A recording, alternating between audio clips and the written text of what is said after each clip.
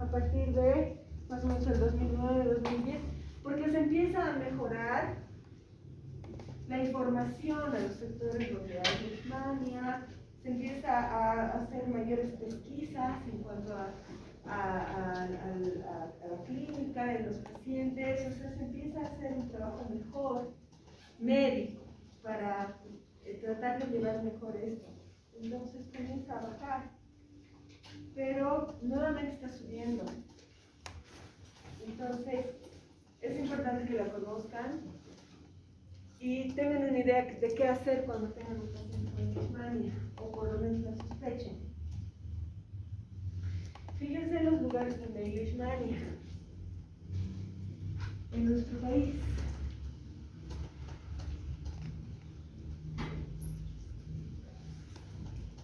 Fíjense La Paz, todo lo que es el norte de La Paz.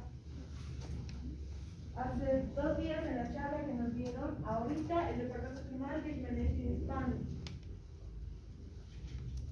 También hay en Santa Cruz, en el Beni y por supuesto en La Paz, todo lo que es el norte de La Paz. Y en el norte de La Paz hay lugares que son considerados pues paraísos, ¿no es cierto? Los yungas. Mucha gente va a vacacionar, mucha gente se va, muchos extranjeros llegan para conocer los yungas, porque indican que son lugares maravillosos, muchos ustedes deben conocer. Yo no, y no lo haré nunca, muchas gracias. No iré. Pero son lugares muy turísticos. Hay muchísima gente va. Y en esos lugares es donde hay artes de estudiantes. ¿Ya? Fíjense el cuadro a su mano derecha. La cantidad de lugares donde dice La Paz. La Paz, La Paz, La Paz. Un montón. La Asunta, Ixiamas, Palos Blancos, todos esos lugares. Hay mucha diferencia. ¿Ya? Cuando yo hice la residencia, yo me formé en el Hospital General, que es el hospital de referencia para tratar a los pacientes con leishmaniasis. No había reportes de pacientes que venían de Chirumani. Ahora ya hay. Chirumani está bien cerca. Se cree que esto es porque el que transmite el parásito, el mosquito, se está adaptando a otras temperaturas. Y La Paz cada vez está a una temperatura más alta. El otro día me pasó récord a 27 grados. Entonces, el mosco se está adaptando y se está acercando. Y por lo tanto puede tener parásito. Ya antes no había mucho más, ahora ya hay. Esas son las consecuencias del cambio climático. Por ende, esta enfermedad la tienen que conocer. Apenas sospechen, la tienen que saber qué hacer. ¿Ya? O por lo menos tener una idea. Entonces, los lugares con rojo, ahí ven en el mapa, son los lugares donde más leishmaniasis hay. Y ahí tienen la lista de donde más hay. Yo veía mucho en Ixiamas, muchísimo. Que venían los pacientes, ¿no? Al Hospital General. Este es el parásito. Parásito de la leishmania. Tiene una clasificación tremenda. Yo no la he traído porque es un chengo. ¿Para qué? ¿No es cierto? No es tan tanto. Con que sepan que es el parásito de la leishmania, suficiente. Esos 4 tipos son los que hay en nuestro medio, especialmente el brasileño, que es el que más hay en nuestro país. La leishmania brasileña. Tiene en su morfología 2 formas. La promastigote y la amastigote. La forma promastigote es la que ven ahí con color azul. Tiene una forma alargada tiene su núcleo, su aparato de Golgi, su mitocondria, es bien grande, entonces tiene mucha energía. Y tiene un flagelo que le da movilidad, y entonces se mueve ese flagelo o el parásito gracias a ese flagelo. En cambio, esta forma, la promastigote es la que está en el mosco, en el mosquito. En cambio, la forma amastigote es redonda. También tiene su núcleo, su mitocondria, su aparato de Golgi, pero no tiene el flagelo. O es muy chiquito, muy gordito. Por lo tanto, no tiene movilidad. Entonces es un parásito inmóvil. Y esta es la forma que está en el ser humano. Esta es la forma que está en el mosquito y esta es la forma que está en el ser humano. ¿Ya? Bueno, no. Okay. Este es el mosco. La que pica es la hembra. Son hematófagos que necesitan sangre para alimentarse. La que transfiere el parásito es la hembra. Generalmente. Tiene varios nombres, fíjense ahí. Champari, el chicho, roco, dependiendo de dónde está. Lo mismo ahí. Es un mosco que cuando está quieto tiene como una joroba. Fíjense, está bien elevada. Joroba. El mosco no vuela más arriba de 1 metro. Y tampoco se aleja mucho del lugar donde está su nido, si quieren, donde están todos los moscos. No van más allá de 200 metros. Se alimenta al final de la tarde. Ese es el horario que le gusta mucho para alimentarse. Y están en lugares donde hay agua estancada, donde hay detritus de comida, donde hay muy poca higiene. Ahí es donde están más los moscos, porque ahí es donde dejan sus huevos. En este cuadro ustedes ven los distintos tipos de moscos que se llaman Lutzonia. Y fíjense todos, la mayoría de los tipos de mosco, ¿en qué departamento están? Miren ahí. La paz, ¿no es cierto? Nos llamamos la flor. La paz. ¿Listo? Entonces, este es el mosquito que transmite el parásito. Y con el que nos podemos enfermar con la leishmaniasis.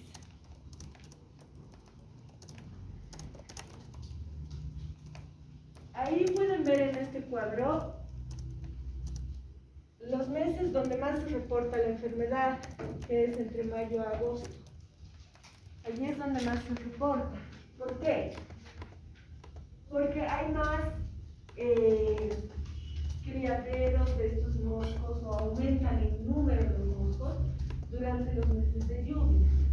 Los meses de lluvia son desde noviembre, diciembre, enero, ¿no es cierto? Esos son los meses donde los llueve. Eso también está cambiando, ¿no es cierto? El año pasado hemos tenido mucha lluvia. Ahora también estamos sufriendo porque no hay lluvia. Entonces, eso también está cambiando. Pero en general, llueve mucho en estos meses, ahí es donde aumenta el número de moscos, la gente va a trabajar en sus lugares, monte adentro, a hacer sus plantaciones, gente local que trabaja ahí, o gente que va a trabajar para hacer iglesias, caminos, escuelitas. Y entonces, contraen la enfermedad en esos meses, pero van a ver al médico a partir de abril, mayo, y entonces ahí es donde se reportan más casos, porque aparecen las manifestaciones clínicas de la leishmania, que ahorita vamos a ver. Estos son los reservorios. Son aquellos huéspedes intermediarios que están infectados con el parásito, pero no necesariamente van a desarrollar enfermedad. Si en su sangre tienen el parásito. Puede llegar un oso y alimentarse del huésped y infectarse el mosco. Porque este huésped está infectado. Y ese mosco irá a picar a un ser humano y transmitirle el parásito. Pero eso es intermediario. Para algunos libros, el ser humano también es huésped intermediario y definitivo. Para otros libros solamente es definitivo. ¿Ya? Eso ya es una discusión entre epidemiólogos y escénica, no sé. Todo esto. Entonces, los reservorios pueden ser los perritos, los ratones, generalmente. Este es el ciclo de vida. Aquí está bien bonito, bien explicadito, no hay donde perderse. Entonces vamos a empezar desde el punto número 1. Tenemos un mosco que está infectado. Y está infectado con la forma promastigote. Esa forma está en el piquito, si quieren, del mosco, que se llama probóscide, que es el lugar por donde va a picar para alimentarse. Entonces tenemos al mosco que está con hambre y sale a las 5 de la tarde para alimentarse y ve a su presa, un ser humano que está ahí, y le pica para alimentarse. Entonces al momento de chupar la sangre le transfiere el parásito, el promastigote, a la persona. El sistema inmune va a reaccionar y van a llegar los macrófagos y los neutrófilos y van a tratar de eliminarlos. Los van a englobar, los van a fagocitar para tratar de eliminar. Para algunos estudiosos de esto, este parásito tiene unas proteínas que impiden la fagocitosis.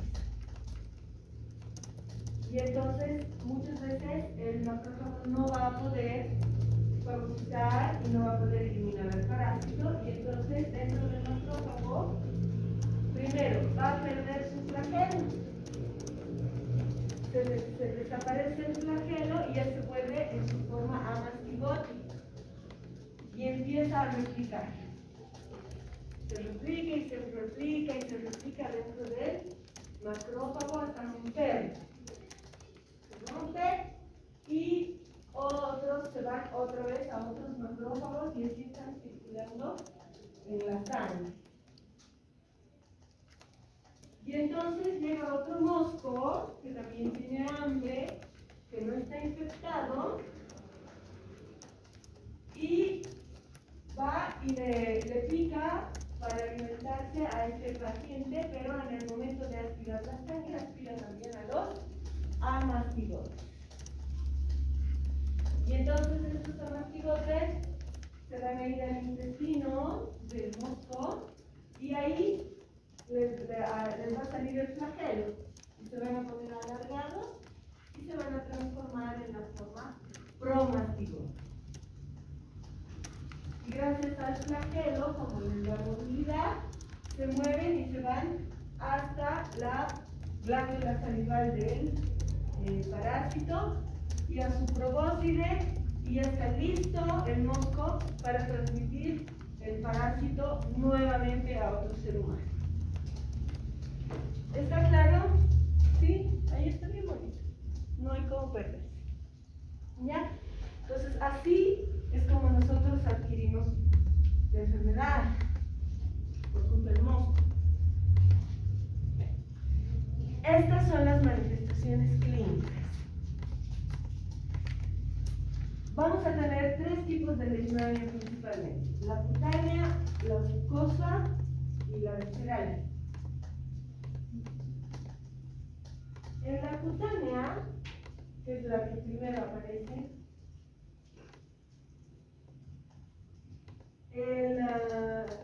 después de hacer es un eritema. Y pasa completamente desapercibido, especialmente en los lugareños que no le dan mucha importancia, ¿no es cierto? Prefieren curarse con sus plantitas, su medicina tradicional. Luego aparece una pápula. Y la pápula se abre y se hace una úlcera que va creciendo. Entonces al principio chiquitita y luego va creciendo. Generalmente es una, pero algunas veces pueden aparecer más. Entonces, esa úlcera se caracteriza porque tiene los bordes bien infiltrados como crateriformes, o sea, son unas úlceras así, los bordes están hacia arriba como un cráter. Y la base de la úlcera tiene este tejido, que se llama tejido de granulación, porque el cuerpo intenta cerrar esa úlcera, ¿ya? Formar un tejido.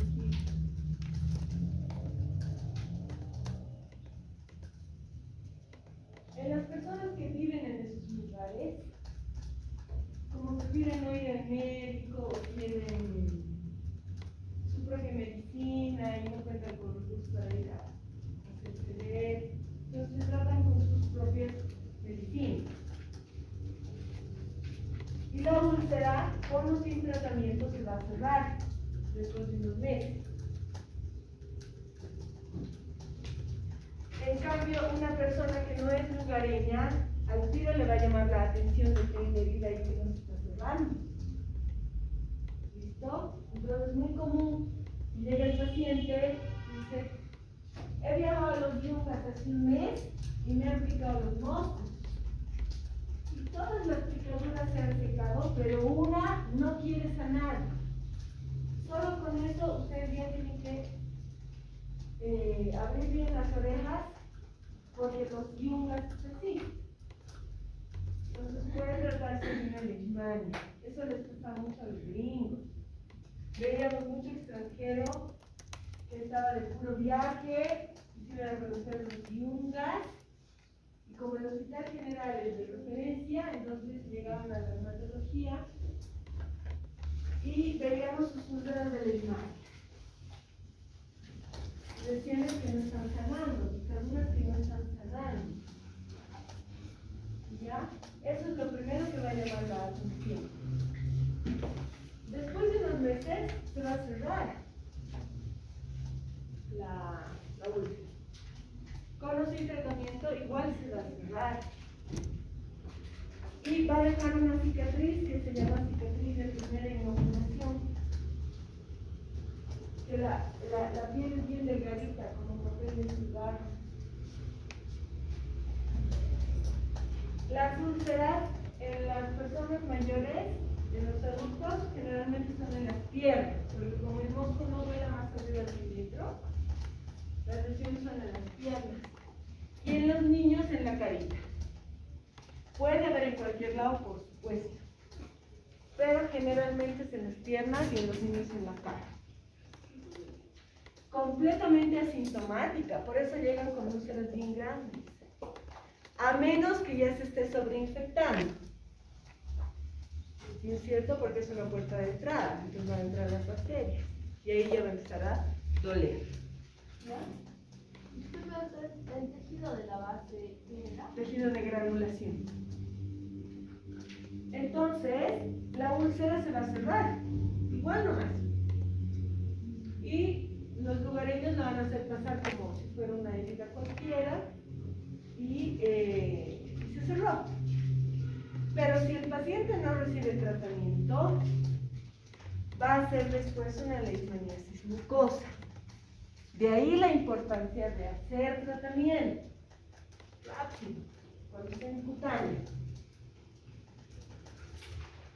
El parásito, vía linfática, por su tamaño, migra.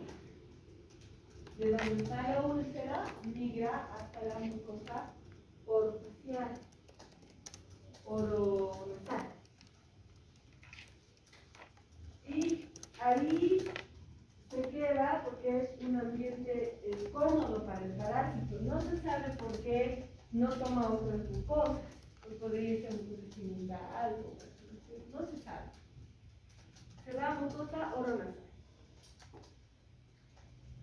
No se sabe por qué tarda tanto tiempo, porque el problema ahí comienza después de unos 8 o 10 años.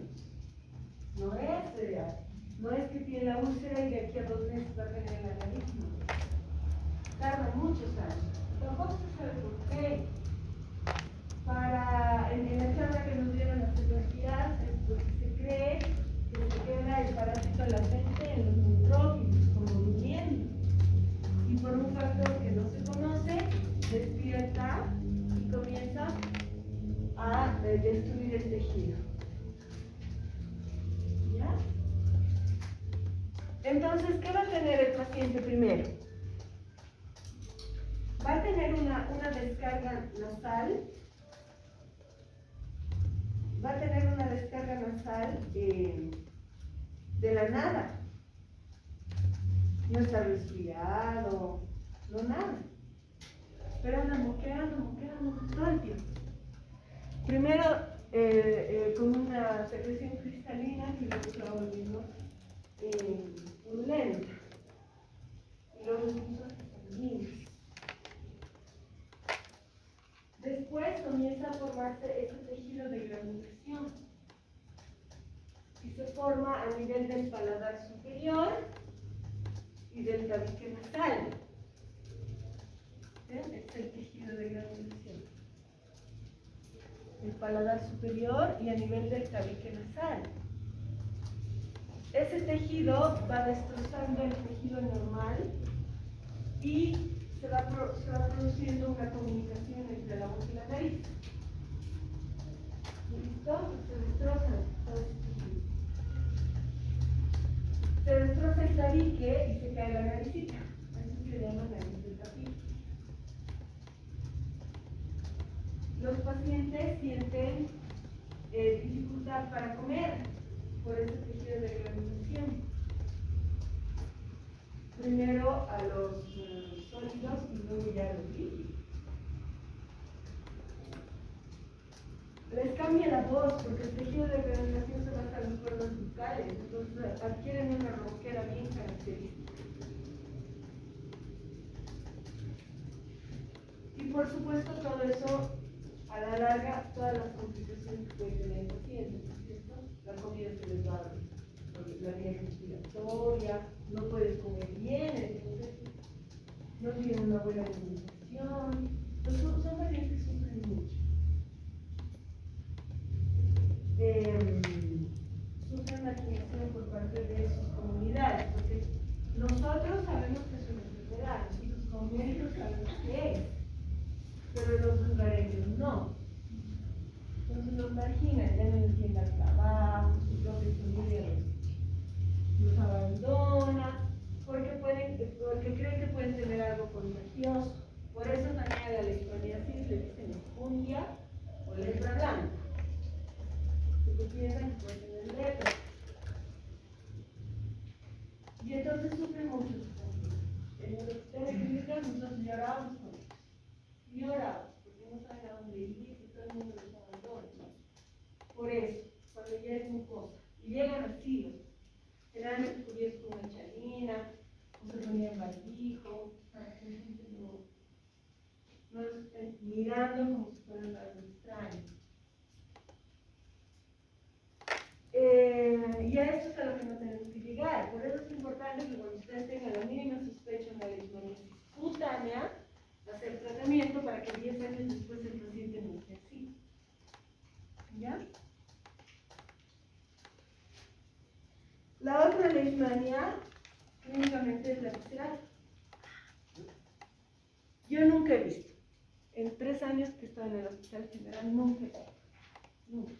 Hay reportes sí de que ha habido aquí, pero no, yo nunca he visto. Entonces no tengo fotos de aquí. Los otros pacientes sí son fotos de aquí. Estos no. Son del viejo mundo.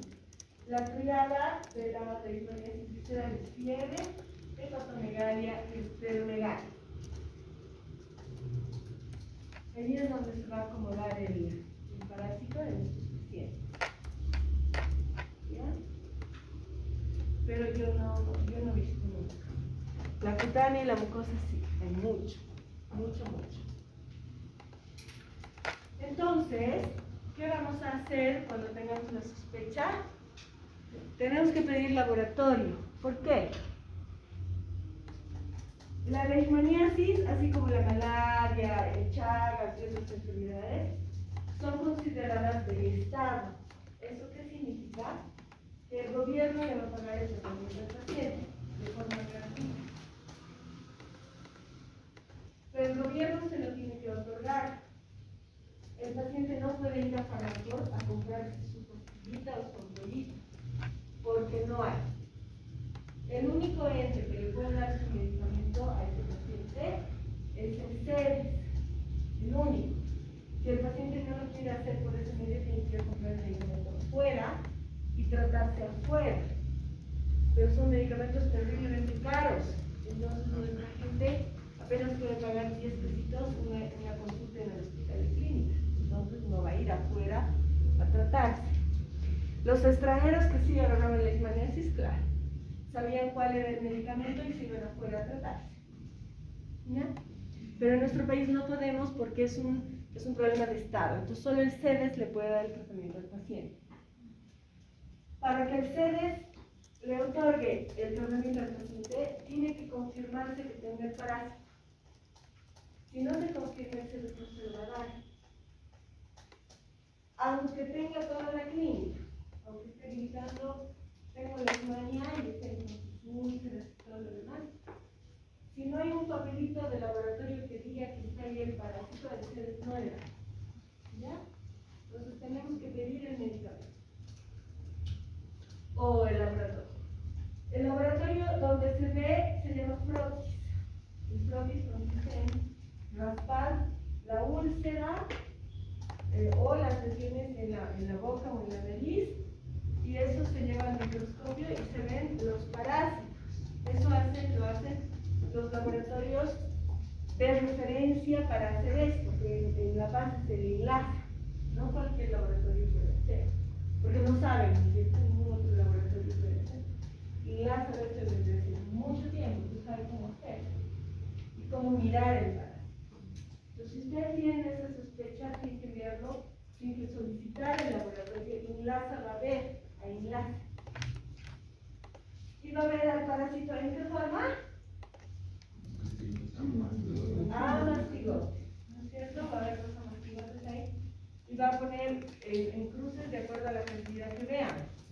5 cruces, 4 cruces, 1 cruz. Pero con que ya haya un solo mastigote suficiente para que se desvíe de su medicamento. Si no se ve el parásito entero, también se puede solicitar la PCR, que son fragmentos del DNA del parásito. También sirve.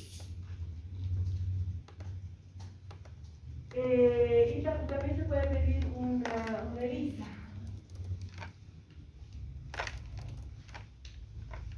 Hay análisis indirectos como la intradermolección de Montenegro, que ya no se hace, y la inmunofluorescencia, pero son indirectos. El CEDES necesita uno de estos, un directo, que diga que hay la forma del parásito. Si no, no hay medicamento. Una vez que tengamos eso, nace el formulario que da el CEDES.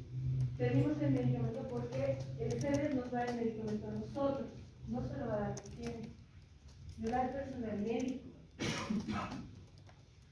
Y entonces, el CEDES, como puede otorgar el medicamento en 20 días, como puede otorgar el medicamento en 6 o 8 meses. ¿Listo? Entonces, cuando llegue el residente, todas las semanas tiene que llamar. Paciente tanto, ¿yo tengo su medicamento? No, ya gracias, hasta la siguiente semana. Muchos se vuelven a sus lugares, se vuelven a sus comunidades, hasta esperar que les llegue el medicamento. ¿No? ¿Quién me está pagando hotel tanto tiempo, ¿no es cierto? Entonces se vuelven hasta que llegue el medicamento. Una vez que llegue, el personal médico recoge y el paciente se interna. Y hay que darle su tratamiento. El tratamiento es el mismo que se hace desde hace más de 100 años, porque son los únicos que han demostrado una buena mejoría. Se intenta buscar otras alternativas, pero como es una enfermedad que no se le pone mucha plata de investigación, entonces se ha quedado con los mismos medicamentos. Entonces, el diagnóstico, primero el antecedente epidemiológico, ¿no es cierto? Escuchan los yungas y hace rato tienen que descartar leishmaniasis, aunque la lesión no se parezca, aunque parezca un grano cualquiera. Si el paciente está en los yungas en alguno de los lugares, tienen que descartar leishmaniasis. ¿Ya? Si no hay belleza, mucho mejor. Entonces, el nexo epidemiológico o el antecedente epidemiológico. 2. El cuadro sugestivo, por supuesto, la úlcera, ¿no es cierto? Bien, la leishmania mucosa, además de todas las lesiones, buscan la cicatriz de primera inauguración. ¿Ha tenido usted una heridita hace años que no le cerraba o que ha tardado harto tiempo en cerrar? Sí, les va a decir, muéstrame la cicatriz y van a ver la cicatriz de primera inauguración. Que es donde empieza el problema. ¿Ya? Y 3, los exámenes de laboratorio. Entonces, con uno que ya tengan directo, se solicita el medicamento de ustedes. Ustedes, si tienen esa sospecha, tienen que enviar inmediatamente al paciente enlace para que le hagan el laboratorio, ¿no es cierto? Y si es positivo, le envían al hospital de clínicas, que es el hospital de referencia. Ahí es donde saben tratar pacientes con leishmaniasis. ¿Listo? El tratamiento se da con antimoniales pentavalentes, donde el que se usa es el fluoxetine, el que más se usa. Para la leishmaniasis cutánea se da a dosis de 20 miligramos por kilo de peso, que ya saben cómo sacar, ¿cierto? Por 20 días intramuscular. Si lo envían al hospital general, ahí lo van a internar y lo van a dar intravenoso. Nosotros les ponemos intravenoso internados. Pero si el paciente no se puede internar o está en un lugar alejado, donde están ustedes haciendo provincia, como aquí, no se puede dar intravenoso. Entonces, intramuscular. Un día en una nalguita, otro día en la otra nalguita, otro día en la otra nalguita, otro día en la otra nalguita, y así por 20 días. ¿Listo? Y cuando es mucosa, por 30 días. Para eliminar el parásito. Cuando hay fracaso terapéutico con el glutantime, se puede utilizar la anfotericina, especialmente en la mucosa, que es donde más fracaso terapéutico hay.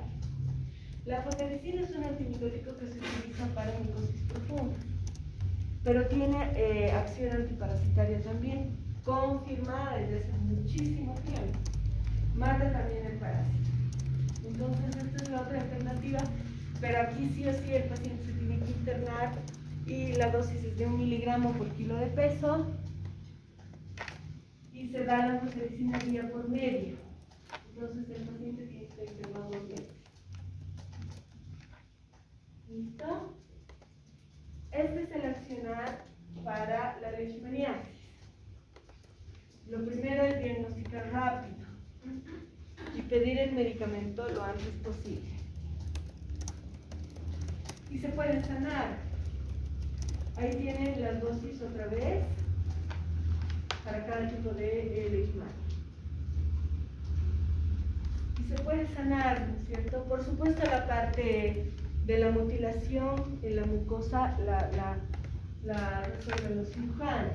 El medicamento lo que hace es eliminar el parásito, pero lo que ha hecho el parásito lo arregla la cirugía. ¿Cierto? Cirugía maxilofacial, cirugía plástica. Los que vayan a ser cirujanos van a reparar muchas veces estas lesiones y le van a devolver la vida al paciente. Fíjense cómo sí se puede curar. ¿Ves? Se puede, pero lo ideal es, cuando haya esto, rápido diagnosticar y evitar esto. ¿Está claro, muchachos? ¿Sí? Ya. Muy bien, entonces nos vamos a los ácaros. Vamos a ver dos: piojos y sarna. Piojitos, se llama pediculosis. Van a haber piojos en lugares donde hay mucho hacinamiento.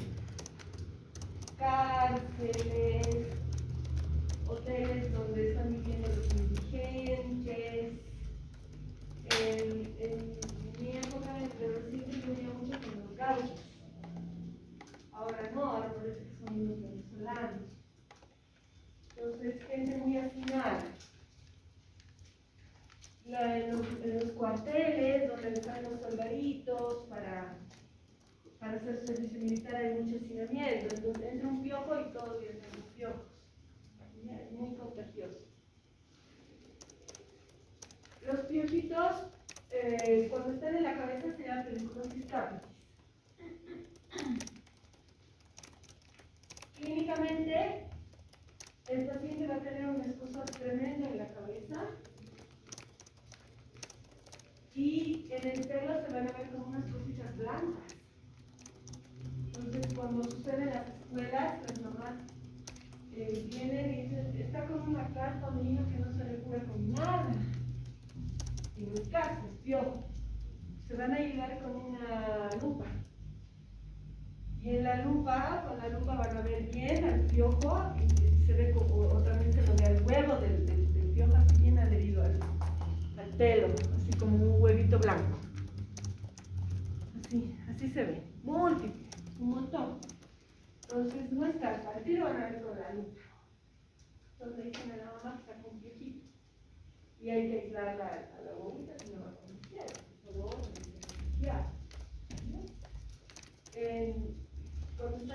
Cuando está en la cárcel, los rapan directamente. Todo el pelo. En Santa Cruz igual los rapan al tiro. Todos son indigentes y los rapan. Afuera todo piojo. ¿Ya? Cuando hay en el cuerpo se llama pediculosis corporis.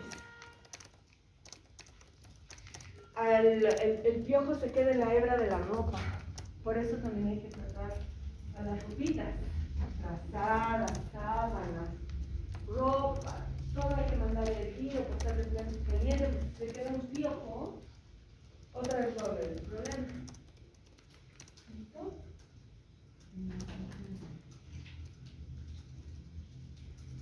Y la clínica son pápulas decapitadas, porque el escozor es tremendo. Entonces, el piojo sale a alimentarse, también es hematófago y entonces sale y pica para alimentarse. En este lugar se va a formar la pápula y pica un montón, entonces el paciente se la arrastra. Entonces vamos a ver múltiples excoriaciones o pápulas excoriadas, múltiples. Y con la lupa quizás hasta lleguemos a ver al piojito. Cuando está en la zona púbica es considerada una enfermedad de transmisión sexual.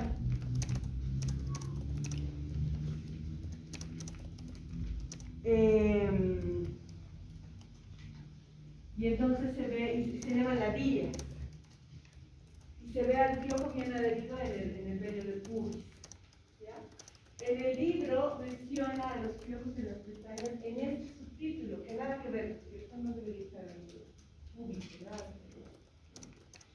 Podría ser corporal, pero puede haber también piojitos en las pestañas. Yo no he visto nunca, pero no veo. No se puede ver tanto al piojo ya grande como al huevo, a la liendre de las pestañas. Entonces, es un problema de hacinamiento. Gente muy hacinada, con muy poca higiene. Ahí van a ver. El diagnóstico clínico se ayuda con la lupa. Y en el tratamiento pueden utilizar por vía tópica o por vía sistémica. Por vía tópica tiene la permetrina que hay en nuestro medio en loción. O mejor todavía por vía sistémica con la ivermectina. Tan conocida la ivermectina, ¿no es cierto?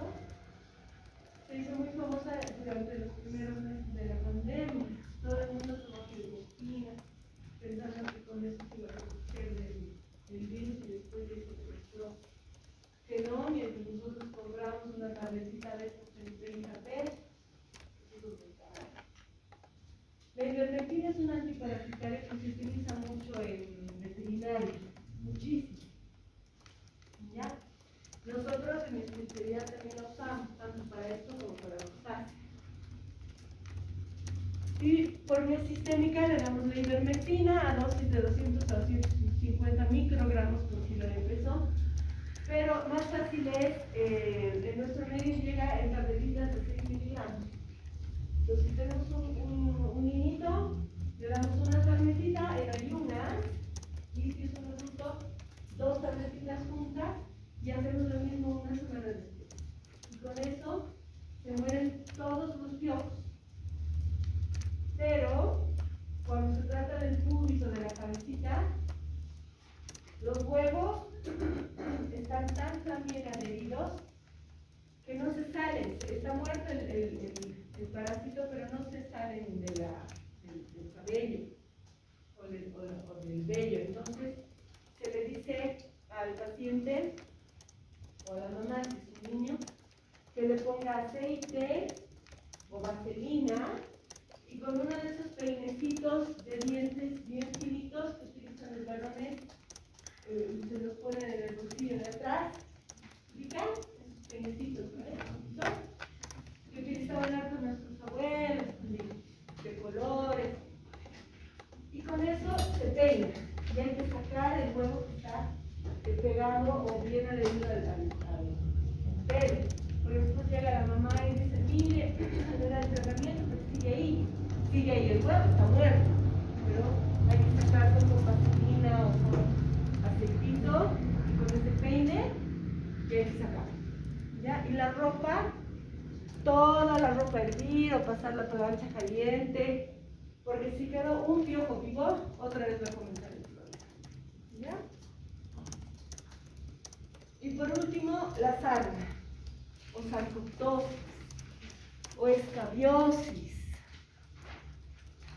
producida por este ácaro, el Sarcoptes escabei. También es contagioso, muy contagioso. Se agarra el ácaro en lugares igual con muy poca higiene. Entonces, es muy característico que el paciente llegue y diga, mire, he viajado hace unas 2 semanas y como no tengo muchos recursos, me he instalado en un hotel de medio pelo y ahora me pica todo, me pica a todo lado, porque salta muy rápido el ácaro. Aquí, después de copular, del acto de copulación, el macho y la hembra, el macho se muere y la hembra empieza a dejar sus huevos y los deja en este tunelcito, empieza a labrar un tunelcito la hembra dejando sus huevos, puede ser hasta 50 por día. A ese túnel se le llama galería. Entonces la hembra sale para alimentarse, porque también es hematófaga y necesita sangre para alimentarse y pica. Y a medida que va alimentándose va dejando los huevos. Y eso lo hace en la noche. Esta es la característica de sarcoptosis, que pica en la noche. Le preguntan al paciente, ¿en qué momento le pica? Solo en la noche. Porque en ese momento es cuando la hembra está picando y está dejando sus huevos en la galería. Y la otra característica es que al tiro se infectan los otros miembros de la familia. El paciente les va a decir, he llegado hace 3 días, me pica todo y ahora le pica a mi esposa, le pica a mis hijos y le pica a el perro. ¿Listo? Con eso ustedes ya tienen que ir viendo el diagnóstico esta vez. Si tienen la posibilidad, pueden mirar el ácaro con el microscopio. En esta galería, en ese tunelcito. Clínicamente, el paciente va a tener múltiples escoriaciones porque pica un horror, no se lastiman. Y le gustan los pliegues interdigitales, o sea, entre los dedos, pliegues de las muñecas, pliegues interglúteos, axilares, genitales. Ahí le gusta la múltiples válvulas excoriadas por el hidratado. Esta es la galería, el tunelcito. Y en el extremo es donde generalmente pueden hacer la prueba. Eso es la sarna noruega. Yo no he visto nunca, pero se da en inmunosuprimidos. Ya saben que los pacientes inmunodeprimidos las infecciones entran con mucha facilidad, ¿no ve? Entonces dice que si yo levanto esta costrita de un paciente con sarna noruega, levanto así y en ese lugar hay millones de ácaros. Millones. Si quieren hacer un diagnóstico, pueden hacer esta prueba que se llama prueba de Müller, en la que en esa galería, en la puntita de la galería, se coloca aceite o vaselina y se raspa con una aguja de bisturí, se lleva al microscopio y ahí se puede ver la cara. Y en el tratamiento es bien similar al de la pediculosis, con fermetrina o con benzoato de vencido. El benzoato de vencido de la SUS, de la seguridad social. El paciente tiene que ponerse el medicamento desde el cuello hasta la punta de los pies. Y tiene que quedarse con esa misma ropa toda la noche. Tiene que actuar toda la noche el medicamento, pero el paciente se queda con esa misma ropa con la que está. Al día siguiente desecha la ropa, se baña. Y se repite lo mismo una semana después. Ese es el tratamiento. Se absorbía todo. Y se mueren todos los ácaros. Y esa ropa o la desecha o la hierve. ¿Ya? Si es por vía sistémica, la ivermectina. Igual que con la pediculosis. Y se mueren todos los ácaros. De igual manera, toda la ropa de cama, frazadas, sábanas, toda la ropa que tenga el ropero, toda la ropa a pasar de frente caliente o a hervirla, porque si queda un solo ácaro, otra vez va a saltar porque tiene que alimentarse, ¿no es cierto? Entonces va a saltar y va a empezar a reproducirse. Y otra vez tenemos el problema. Toda la ropa hay que mandarla a hervir. Y el tratamiento no es solamente para el paciente que esté infectado, sino para toda la familia. Todos, igual en la película, todos tienen que recibir su ivermectina para eliminar los ácaros que tengan en el cuerpo. ¿Alguna pregunta? Tengo una pregunta. Sé que no es muy común el tema de la leishmaniasis visceral, pero en ese caso, para diagnosticar, solo se puede hacer por métodos indirectos, ¿no? Por métodos indirectos o puedes hacer, algunos hacen pruebas directas en sangre para tratar de identificar el ácaro directo. El sangre. Pero aquí no hay, yo no tengo experiencia en la visera, nunca he visto, nunca. Lo cutáneo y mucosa sí hay harto. ¿Ya? Una pregunta, la neutropenia no es por la destrucción